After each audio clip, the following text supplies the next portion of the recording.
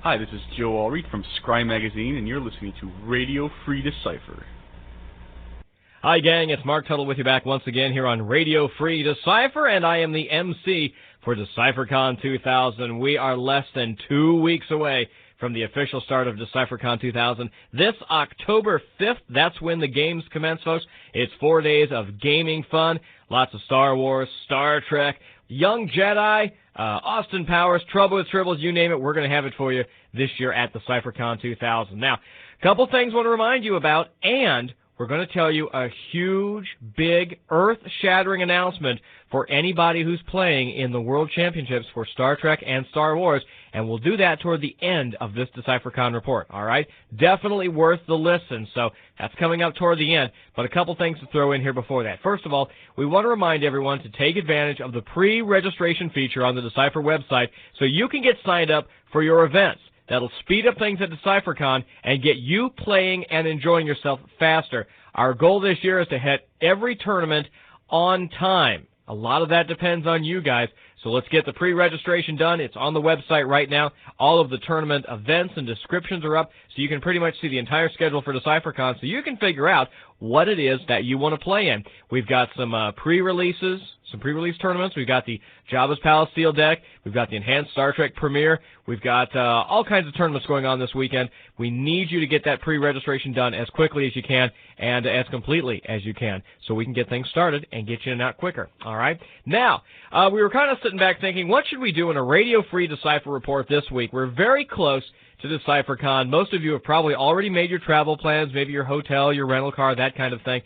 So we thought, let's look at the suitcase. What should you bring to DecipherCon 2000 this year? All right. If you're a little lost when it comes to packing, here we go. Here's some suggestions. First of all, you're going to want to bring your absolute best decks, all right? Especially if you're playing in the opens and for pickup games throughout the weekends as you meet up with friends, make new friends, want to play a game here and there in the hallway. You might want to bring some extra cards with you because you never know when you might want to shift your strategy from one day to the next. If you get through the first day, make it to the second day, make it to the third day. You never know what you might want to have. So bring your best decks, bring some side cards to go along with that, folks. Make sure you are prepared for everything you need to play Star Wars, Star Trek, Young Jedi this weekend at DecipherCon, October 5th through 8th, all right? Now, you're also going to want to bring some spending money with you, since we're going to have 3 new products available for you in the Decipher store, the Jabba's Palace Sealed Deck, the Star Trek CCG Enhanced Premiere, and the Star Trek CCG Reflections, the first 5-year mission. Can't wait to see those cards, folks. They are just tremendous. So bring some pocket change with you because we're going to have lots of stuff for you to buy at the Decipher store. Also, you're going to want to bring your materials for autographs, all right? We've got a great guest list, which we are still in the process of lining up. Once we announce who all those guests are going to be, you're going to want to make sure you bring your cards. You're going to bring your action figures. You're going to want to bring your magazines or pictures or whatever it is that you want that person to sign. Make sure you pack that stuff so you have it. We'll have some things for sale down there, but if you've got something special you want signed, make sure you throw that in the suitcase as well. Now, no matter what Decipher game that you play, I want to highly recommend that you pick up one of the Star Trek CCG constructed Trouble with Tribbles decks or the boxed Tribbles game so you're ready to play in our Tribble Pit. We're going to have an area of tables that we're calling the Pit, and you can stop by and you can play this brand new, fast-paced Tribble game any time of the day and pretty late into the night most days. This way you're prepared, you know the rules, you know how it plays. It's very fast, it's a multiplayer game. It's not based on the original Star Trek rules at all. This is a totally separate, fast, family fun game. Even if you're a diehard Star Wars player, go out there and pick up the Tribbles box game, or at least pick up the pre-con deck so you can learn how to play it, and you can join us in the Pit to play some pick-up Tribbles games. Going to be a lot of fun, folks. Matter of fact, pull me aside, and I'll take you on. All right? Now, let's see. Before we get to the huge news we're talking about here for DecipherCon 2000, one more thing to remind you about, the official activities in the Decipher Olympics. Here we go, folks. We teased about this the last 2 weeks. We're going to have some events that are completely, have nothing to do with card playing. All right? The 3 events in the Decipher Olympics. We'll have first the card throwing event. We'll see how far you can throw those common cards you really just don't like. All right. Then we're going to have the card sorting competition. We'll see how fast you can sort your cards. I know some people who don't sort their cards. Me, I sort all my cards, so I'm probably pretty good at this one, but I can't play because I'm the MC. But you can win big prizes. Lastly, we're going to have a good old-fashioned build a card house event. Have you ever actually sat down and built a card house out of your Star Wars or your Star Trek or your Young Jedi cards? We're going to give you a chance to do it right now, and we've got a twist on the card house competition, too. Make it a lot of fun. Again, no experience in any of the games necessary. Everyone can participate in the Decipher Olympics. We'll have fabulous prizes available for the winners of all of these games. All right, that's the Decipher Olympics, also going on at DecipherCon 2000. All right. Now, on the discussion lists that we have for Decipher, we've got the Young Jedi, the Star Trek, and the Star Wars discussion list. We're starting to see a lot of messages back and forth, people looking for rooms to share with other people. Somebody wants to go down, they don't want to pay for the whole room, they've got a couple extra beds, looking for people to share rooms with. If the cost of the hotel is a little high for you and you're looking to share a room, I would suggest that you log in, subscribe to the discussion lists for Star Wars or Young Jedi or Star Trek, and advertise that you are looking for somebody to share some space with. Now, normally we wouldn't let something off-topic like that go on the list, but getting ready for DecipherCon, we'll let you guys go ahead and post this. Great place to find some new friends that you can room with, kind of cut your costs down a little bit for DecipherCon, and like we said, make new friends. That's what it's all about. Now, here we go, folks. This is the big announcement we have for this week's Radio Free Decipher concerning DecipherCon 2000. This is huge, huge news. We have told you that the Jabba's Palace sealed deck and the enhanced premiere for Trek will be legal for the Day 3 events at DecipherCon. All right? And that is for the Decipher team tournaments on Sunday. However, we have made the decision that Jabba's Palace sealed deck and the Star Trek enhanced premiere will be legal on Day 2 of the DecipherCon competition. Day number 2, you will be able to use Jabba's Palace sealed deck and the enhanced premiere for the Star Trek CCG. All right? Huge news, folks. The spoilers should be up on the website in the Trek and Wars area right now, so you want to start boning up on that. If you make it through Day 1, through the opens in these two games, you're definitely going to want to know how these cards work. All right? If you're already, if you've already won your area and you're already ready to go in Day 2, you need to look at these cards. We will have these cards available since Day 1 of DecipherCon, so you'll be able to get them in your hand, work them into your decks, play test them a little bit, and possibly change your strategy around just a little bit. Now, coming up here on Radio Free Decipher, Evan and Kyle will talk more about the cards that will be legal for the DecipherCon weekend tournaments, and a little bit about how these cards work. They're coming up next here on Radio Free Decipher. Thank you, Mr. Tuttle, and welcome to Radio Free Decipher again from our new studio in the Decipher office. Yes, we've expanded the office, and here we are in our new digs. Not quite done yet, but it's getting there, so maybe you're hearing a little bit of an echo, but bear with us. So, well, Mark's talking about lots of great stuff with DecipherCon, man. It's going to be a great, great weekend. I'm really looking forward to it. Absolutely, but we're here now to talk with Mr. Tom Lischke. How are you today, Tom? Pretty good, pretty good. Excellent. We're going to be talking with, of course, Evan about the new products that are going to be legal for the World Championship starting on Day 2.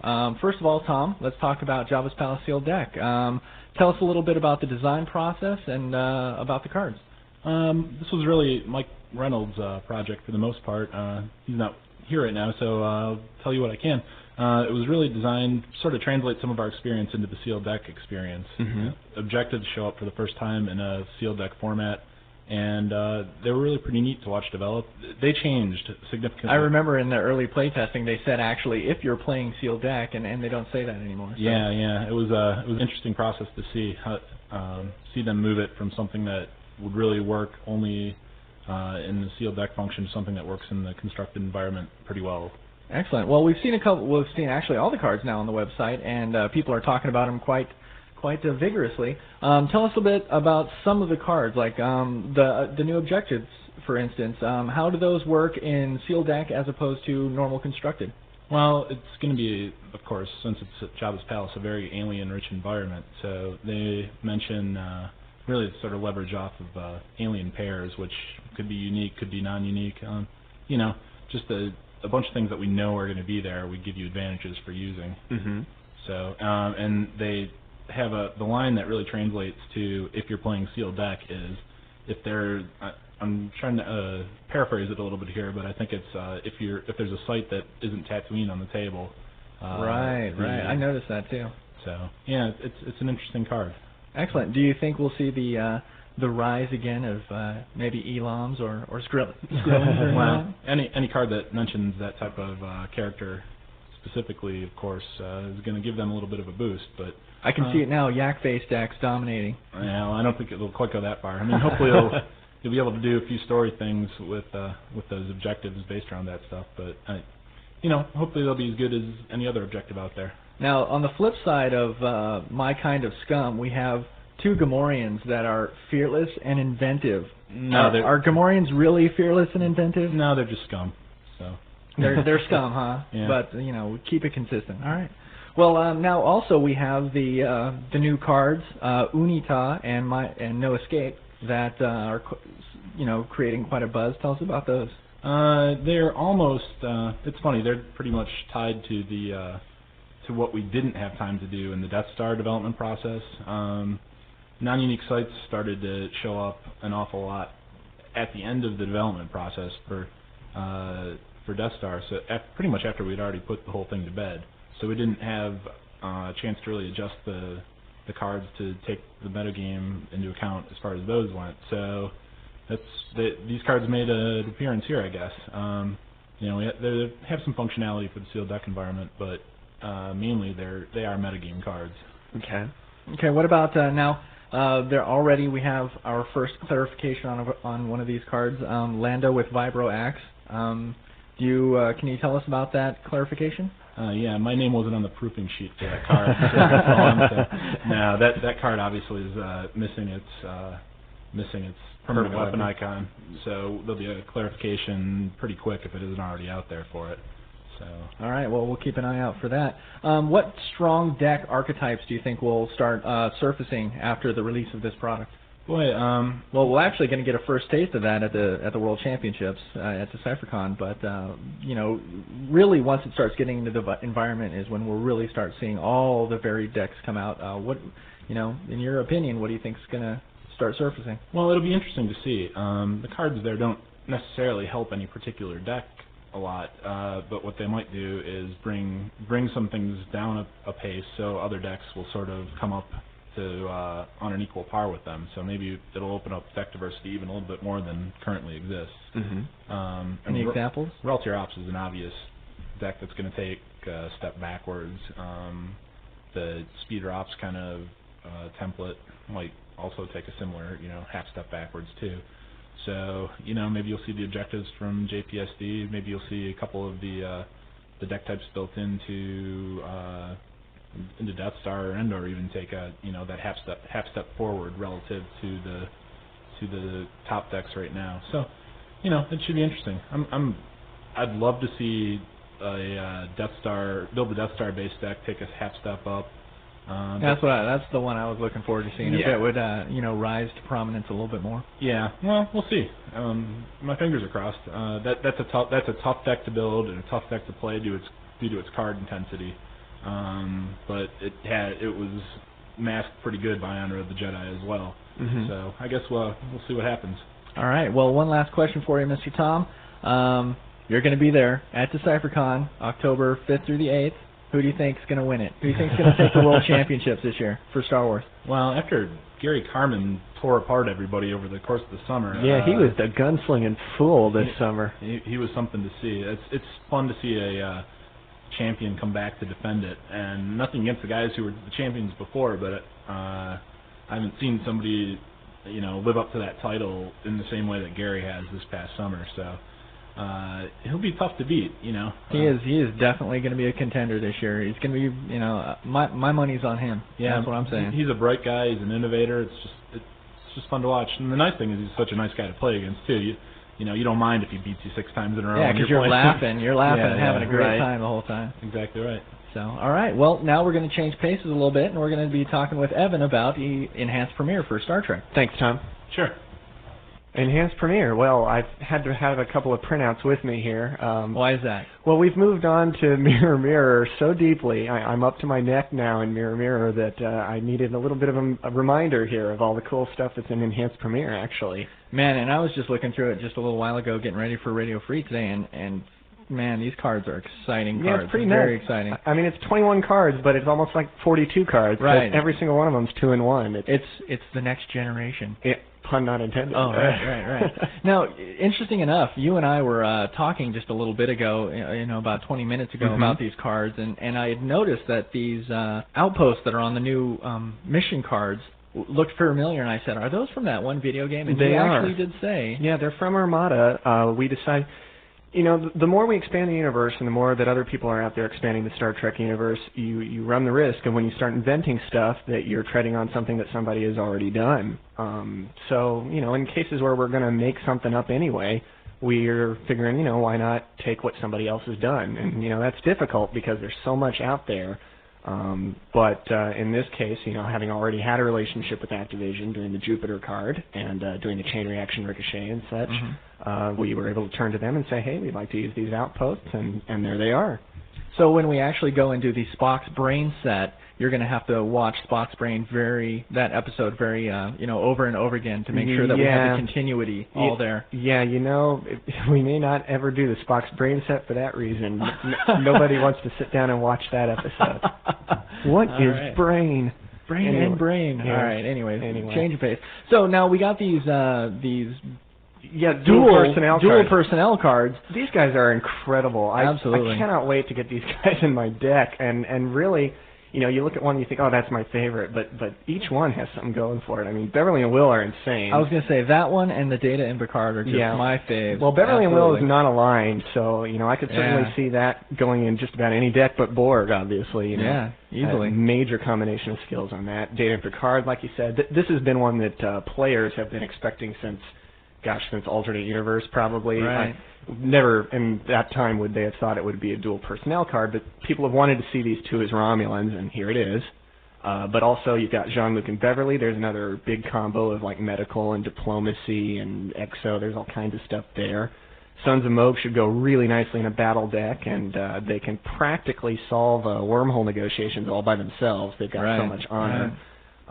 What else we got in here? The Troys. Troys. Do they have enough empathy on them? Can we fit some more in there before we put it out? You think 3 is enough? I don't know, man. Well, I think we can fit some more. The Troys are actually, surprisingly good in the warp speed environment, the sealed deck, which we'll come back to in a minute.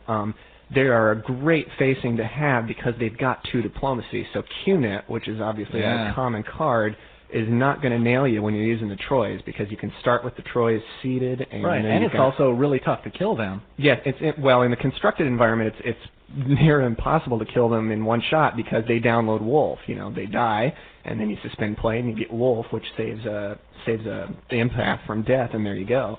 They also can actually Barclay Transporter Phobia decks pop up from time to time, and they can actually nullify that card twice because both Plexing and Wolf can nullify that. So they got something cool going on. Data and Geordi have more engineer than we've ever popped on a single card. Three engineer and computer skill there, so they can do repair mission all by themselves. They can, they're beefy. They're beefy. All right. Yeah. And now we also got Wormholes on submissions. Yeah, that's pretty cool. Yeah, that's pretty cool. We've kind of done little tricks to let you use only one wormhole before, like Space-Time Portal, but this is something really neat. It doesn't really work with Space-Time Portal per se, but you're not giving up a seed slot for this because it's a mission that's free already. These missions with wormholes in particular are cool because they've each added an affiliation icon. Yeah, I was going to say, I don't remember Covert Installation having, not only, it didn't originally say that it was in the neutral zone, but it also didn't have a Cardassian icon. Yeah, well, we updated it to put it in the neutral zone region because obviously we didn't come up with the regions until about first contact time. In this case, the icons, the set is Enhanced Premiere, of course, so we kind of restricted ourselves to staying within things that would logically be in Premiere, and that meant Next Generation. So people ask, why aren't there Bajoran cards? Why aren't there Cardassian cards in Enhanced Premiere? why isn't there stuff from Deep Space Nine? And the reason is, Premier is Federation, Romulan, and Klingon, and it's Next Generation. So we stuck with that. Actually, I was going to ask you a question earlier. I was going to say, how come we don't have a Locutus and Borg Queen card? And then I went, well, it's Enhanced Premier. That's why. We wouldn't see a Borg in Enhanced Premier. So. But at the same time, we wanted there to be, a few hooks for people, and Beverly and Will is certainly that because it's non-aligned. The Troy's, Ferengi card. Yeah. If we had a Ferengi affiliation at the time, sure. And the Outpost was one really good place where we could do that. We just went ahead and added a Cardassian, a Ferengi, and a Bajoran icon to those missions, and it expands the mission selection just a little bit. Bing for those bang guys. pow, it's good. Yeah. So, all right, now the last part of the Enhanced Premier, the dilemmas, the nasty dilemmas. They're dilemma combos in and of themselves. Yeah, in fact, there was actually quite a lot of debate. It probably lasted, a day on whether to call them combo dilemmas or dilemma combos. I remember I was walking by your desk and you go, "Hey Kyle, what do you think about this?" And I was just like, "Man, I don't even know." Well, ultimately, what put us over the top was that if we were wanting to talk about your dilemma combos, you wouldn't know if somebody meant their cards or their set of 3 cards, so we opted for combo dilemmas. Right. There's all kinds of little things. Now, explain this to me exactly, because I haven't been, I'm not too intimate with these cards yet. If I am attempting, let's say, covert installation, and the combo dilemma with Trillium Plague Ship and Male's Love Interest is under there, which one of those 2 would I hit? Or would I hit them both? You will hit them both, but one at a time. First, you'll hit Male's Love Interest, which is the top box on the card. Is that because I'm at a planet mission? No. Well, we'll come back to that. Okay. That's an interesting issue. In this case, it's just because it's the top box. Okay. And you do the first box and then move on to the second box. Now, sometimes the first box is a wall, like Ancient Computer, and if you can't pass it, it goes back under the mission, and you encounter it again on a successive attempt. Some of them are not repeatable. They have the phrase not repeatable on them. That kind of takes the place of discard dilemma. So even if you are attempting the mission a second time, even if a different player is attempting the mission, they don't encounter that part of the dilemma. That's right, because we don't want to discard the dilemma since they still have to face the second half. Now, Male's Love Interest and Plague Ship, your example doesn't have to really use either of those things because neither of those effects hangs around. You would just face the Male's Love Interest and then you'd go on and face the Trillium Plague Ship. Right. Now, the other issue you were saying about because it's at a planet mission, that doesn't really have anything to do with it. But it is one really cool feature about the combo dilemmas is just about all of these used to be planet-only dilemmas or space-only dilemmas, and now they're both. So not only are you getting 2 cards for the price of 1, and with seed slots being so... but you're getting your Nagilum to hurt people on the ground. For the first time, you can do a Love Interest in space. You can do a Plague Ship on the ground. You can do Hyper-Aging in space. That's nasty. Oh, man. Nasty. That's wrong. So they're very, very cool cards. All kinds of concerns went into these dilemmas. They were probably the most worked on cards in the set. If you can believe it or not, you might expect it to be the personnel, but the concerns on dilemmas went everywhere from, do they, how tough can they be so that they're worth, being a premium card in this product versus can you actually get through these things in a sealed deck environment? Right. We wanted the right combinations of filters and walls and things so that the rules would be clear to understand. It even went down to the level of, do we say Ancient Computer plus microvirus or Ancient Computer ampersand microvirus? And, we just... Right. Well, now the reason we're talking about all these cards today is because they're going to be legal in the World Championships Day 2 and 3. Day 2 and 3. So, how do you think these cards are going to affect the World Championships? Well, I think they have a good chance to really show up quite a bit. Especially the dilemma. Yeah. Well, the thing that's interesting here is none of these cards form, I don't think, the foundation for an entirely new deck. I mean, I can't see how having, say, Jean-Luc and Beverly build a whole deck around it. But a nice supplement. But these cards make great supplements. I mean, if you're using Male's Love Interest, why not use Male's Love Interest and Plague Ship, in most cases. If you're afraid of getting your outpost destroyed, and, there are some battle decks still out there, if you're using Test Mission, why not use Test Mission 2? Then you got a backup outpost, that's all handy. Right. And as for these personnel, I mean, that's great. I'll probably slide Beverly and Will into every one of my decks that can take a non-aligned card, like I was saying. But so I think we'll see them show up in quite a few players' decks. Well, I got your first rules question for you. You ready for this? Boy. On the spot, rules question. Can I put the combo dilemma that has Male's love interest and Terralium plague ship under a mission, as well as also putting the normal Terralium plague ship underneath the mission? Nope, you sure can't. That's on the rule sheet. We've already got that all on the website. Yep. Yep. We and actually that was another point of contention. We in the design process went back and forth on that several times. For a while you could, for a while you couldn't, then you could again, then you couldn't again, and you know. It's pretty incredible what all goes into this behind the scenes that people don't get to see. Obviously, I'm getting exposed a little bit more to that, having moved over to the product development side of things more. But you know, every one of these little decisions where you think, well, why'd they do it that way, probably had 3 or 4 hours of debate at least behind it. All right. Cool. So, all right, now prediction for you as well. Who's going to win the World Championship at DecipherCon? I was afraid you to ask me that after putting poor Tom on the spot like that. I got to tell you, it's tough to guess because there's a lot of good players going. If I had to, there's an online group of players that does a lot of gameplay discussion and sharing deck designs, and I would expect that the winner will probably come from that group. Is Daniel Bell part of that group? He is, as far as I know. I was really impressed with him winning back-to-back major events, the Continental Championships and the Wizard World. Yeah, he'll be in there good. Of course, we've got former world, the last year's World Championship is Mike Harrington. Getting tongue-tied there.